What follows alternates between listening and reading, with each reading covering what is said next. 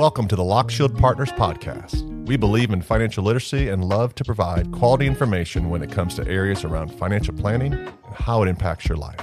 To learn more about what we do and how we serve our clients, visit us at lockshieldpartners.com. Well, we want to welcome you and thank you for joining us to the very first rendition of the Lockshield Partners Podcast. Let's talk money. Let's talk money, Clark. Let's start at our favorite concept. Compound interest. I believe Albert Einstein once called that the eighth wonder of the world. He did. Smart guy. If I've learned nothing in my life, it's to listen to smart people. So let me lobby a softball. Why did Albert Einstein refer to compounding interest as the eighth wonder of the world? You know, Dan, I'm sure he did that because Albert Einstein, I'm sure, was a big fan of, through all of his science and mathematical theory and whatever, tried to make the world a better place for everybody to live in. Yeah, good point. And when he discovered this theory of compound interest and being able to put money aside and have it earn money, and then the earnings earn money, and the earnings on that earn money, he thought, gosh, why wouldn't everybody do this? Right. It's not E equals MC squared. It's pretty straightforward. It's pretty easy. Yeah. It's pretty easy. Yeah. So, Dan, you've been doing this for a long time. Yes. 25 years. 25 years. How have you seen compound interest play out? You know, conceptually first, because at first it's you see the numbers and you're like, that can't be true. You run the calculation and you're like, that can't be right. And then I remember very distinctly, I was in college, I was in an English class of all classes.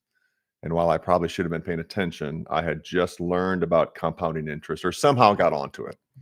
And so I literally just hand wrote year by year, like a 25, I probably kept going till 30 years or 40 years, and literally just took like a $10,000 investment, or back then it was probably $1,000 or $2,000. And did the earnings on it. I think what I did was, at the time, IRA contributions were $2,000 a year. So what you and I can do instantly now, I just sat through English class and literally wrote it all out, penciled out the columns, $2,000. If you earn 10%, which is $200, at the end of the year, you got $2,200. Next year, you add the new $2,000 and on you go. So I think that concept, and then after doing it for 25 years and seeing markets go up and markets go down, and seeing clients who have benefited from compound interest, who have retirement accounts and balance sheets that 20 years ago the figures would have seemed unfathomable. That's a really neat connecting the dots. To, hey, there's this concept and the math works. I think that's why Albert Einstein, what draws him to it is the data. But then to see it in real life and to see it help people, that's been really cool. And so let's talk definitions. So there's for people who don't know compound interest, let's have you compare compound interest to simple interest. Good question, Dan. So I think, when we're going through junior achievement class in kindergarten or first grade or whatever, we're introduced to this concept of interest. Yeah. And the most common example is we put $100 in the bank, and a year later we have $105. We got a 5% rate of return, or a 5% interest rate on that $100. Right. The next year we get another $5. We get another simple interest rate of 5% on our initial investment. I think the easiest way to describe the two is simple interest. The interest rate, or that rate of return, is based only on our initial principal, which is a fancy way of saying how much I contributed to start with. Yeah. And assuming every year the simple interest account holder takes that money out, uses it for whatever. And so at the end, at every January 1st, hypothetically, they're back to their principal. We're just restarting. We're restarting. We're here in Bowling Green, Kentucky. I like to use the analogy of farming. And so I like to use the analogy of a herd of cattle.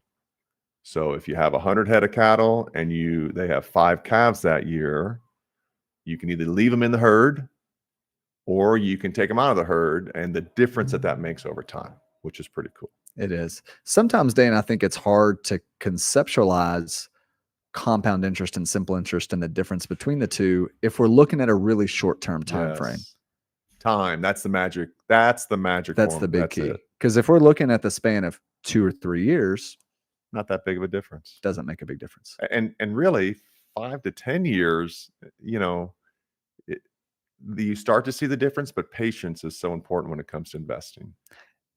And that's hard in today's society. It's hard. And you and I think of financial planning, and it's especially retirement planning, in terms of decades. Whereas I think most individual, I shouldn't say most, but a lot of individual investors, or certainly new investors, may think of it in years or months or weeks or days. Don't you think that's gotten worse? I think so. I think probably with our cell phones and data and online banking and apps, you can pull up your stuff, your things. It used to be where every 3 months you'd get a statement in the mail, but now you pull it up intraday. You can see the changes, and that's okay for some people, but for most people, it's not necessary, and it can be counterproductive. No doubt. Yeah, no doubt. So, Dan, you mentioned time. Yep. So other than time, what matters when it comes to compound interest? Yeah, another softball lob back here. 2 big things: time, and then your rate of return. So when we talk of rate of return, we have to talk about risk. So there's no free lunch, as the what's written on the board for every finance 101 class. There's no free lunch. So if I'm going to put money in the bank and take no risk, then I'm going to get a lower rate of return. And let's just say 5%, which is, we've had that recently, but historically not so much. But if I'm going to get a higher rate of return, I have to take some risk, which for most people, that means stock mutual funds. And the market any given year can do great, it can do awful, but over time, it's averaged around 10%. So let's just walk through an example, shall we? Let's do it. So let's take an example of 25 years, which is a good amount of time. Sure. Somebody that starts at age 40. Age 40. Yep. Which isn't too late. But I'm a fan of the saying or the slogan. I think it's tied. I think it's Iron Man's slogan: start where you are, do what you can with what you got. Doesn't mean you need to go do an Ironman tomorrow. Doesn't mean you need to save $10,000 every year, but you got to start somewhere. So let's just take a 40-year-old, and let's say they make. Let's do a typical American household. Okay. Let's say that it's a household that brings in $100,000 a year. $100,000 a year. Okay. Good income, not crazy income. Yep. That's 2 working people. 2 working people. Okay.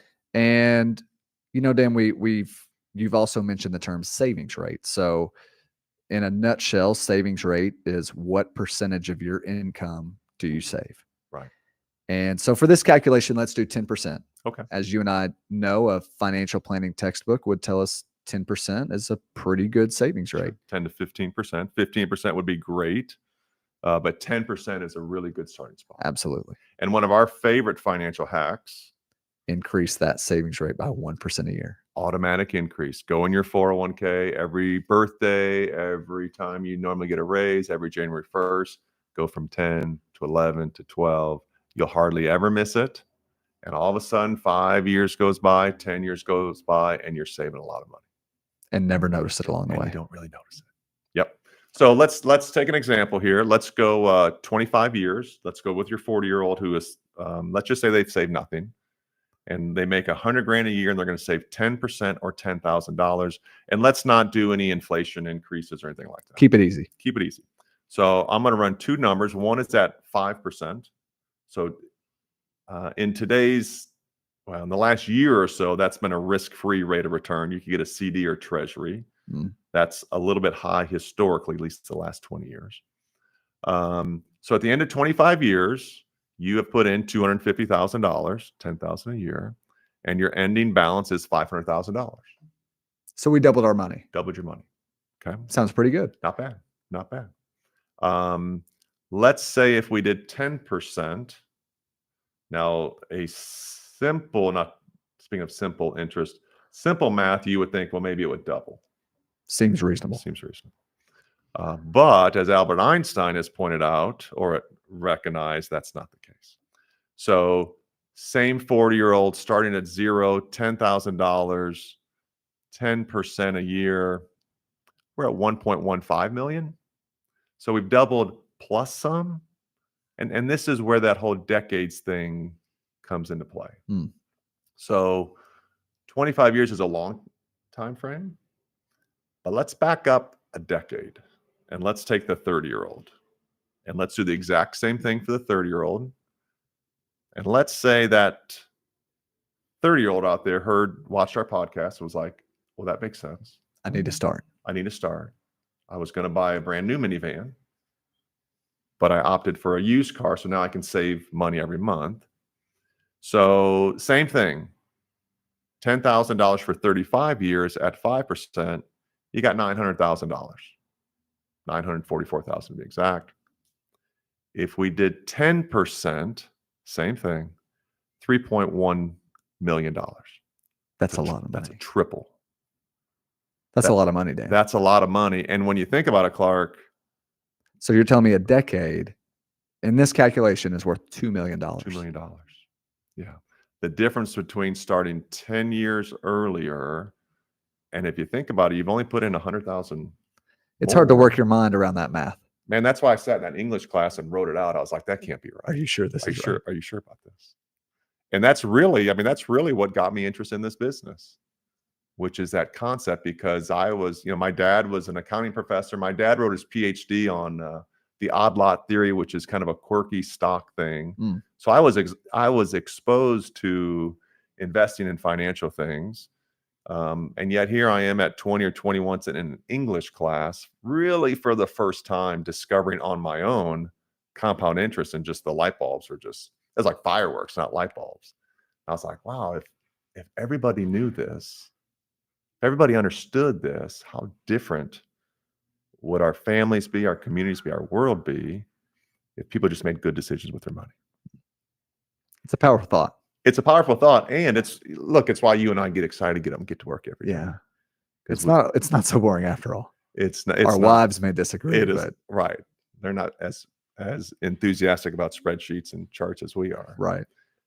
But when you stop and think about that impact, and I think if we go a deeper level, man, if at age 20 or 22 or 25, before people start making financial decisions or buying large houses or buying 2 cars or getting into a lifestyle without thinking about savings. I know that's something we talk about a lot at the shop.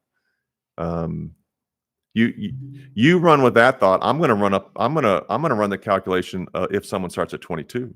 Let's do it. Let's do it. You mentioned the Iron Man quote, Dan. I think compound interest savings over time, it's just like anything else. It's like your health journey, your spiritual journey, your relationships. It's really just about creating the habit. Yeah. And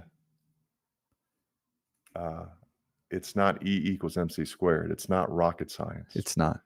It's some pretty basic concepts. I've one of my sons, of course, I tell my kids this, and as they've gotten older, it's become more meaningful. And some of their friends are around, so we talk about it. And we did a great book club study before they all went off to college. The Richest Man in Babylon. That should be our classic. Yes, a classic. That should be a podcast in itself. And so one of them told me one night they were over at their friend's house, by the pool, and they were basically just running compound interest time value calculations in the corner. And, well, if I did this, and sounds like a fun party. Oh, it's wonderful. It sounds like a fun party. Those are a little bit different than the parties I used to go to, I guess. But, all right, so let's run this number. Yeah, what's our 22-year-old look like? Dan? All right, so let's do this. So I'm going to go with 10%, and you can get on. We're happy to run these calculations for you. So all I'm going to do is I'm going to take $10,000. I'm going to do a customized time frame. And so we're going to say a 22-year-old who's going to work to 65. And Typical retirement age. typical retirement age, that's probably not the right verbiage because they probably won't have to work. And I think there's a difference between being financially independent and being dependent on work, because we're created to work. Right. I think that's how God built us, to work and produce, but to have some choices as to how we do this. So, all right. So let me put in here. So we're talking about 43 years of saving. 43 years. Okay.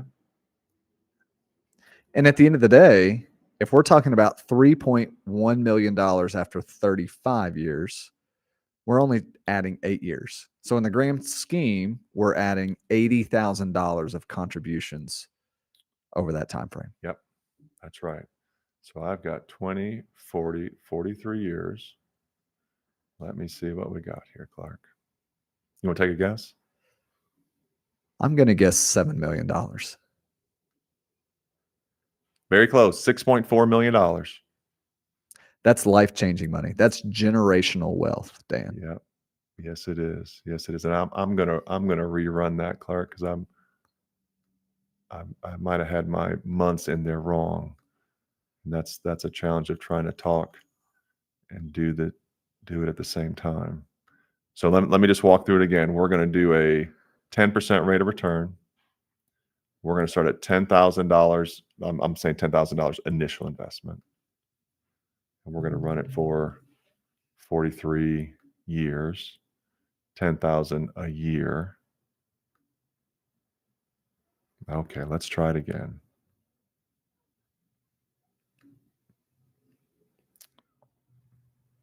I've got $8.3 million. So let's just break that down. So we made $10,000 contributions for 43 years. We started with 44. 10. Sorry. So we have $440,000 invested. That's right. So you mean to tell us that we did really absolutely nothing for the other $7.5 million that's in the account? That's right. Just started early. Now, you and I know for a 22-year-old to put 10 grand in, that's tough. But the concept is what we're talking about. Right. And as I'm looking at my report, had that money been invested in the S&P 500, it would be worth $14 million. So over that stretch, that 1981 to 2024, the rate of return for the market was greater than 10%. So when we talk about a 10% rate of return over decades, that's not an unrealistic planning figure. Not at all. When we're dealing with retirement clients, especially as they get within a decade or two, we might pull back a little bit on that assumption. But a 10% rate of return over a long period of time, Pretty reasonable. it's pretty recent. It's what the market's done. Right. Not every decade. I mean, we've had some bad decades, but when we string together 3 and 4 decades, and maybe a good point to kind of bring this one home on, down markets can work for you. It's a great opportunity. It's a great opportunity. When you're 20 something or 30 something, or even 50 something or 60 something, when you're still working and buying, boy, down market's a great time to punch the gas and really ratchet up your contributions. No doubt. So, Dan, as we put a bow on this, what's a tip that we would throw out to our listeners? Yep. Start where you are. Do what you can. Try to increase it as soon as possible. And then I'd also, Clark, that's the financial planner. That's the financial textbook.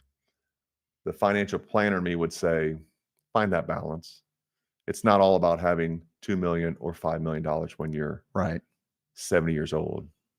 So find that balance. And that's why we love percentages. A 10% is a good amount to shoot for to save for retirement. Right. And let compounding interest and the eighth wonder of the world work for you. Well done, friend.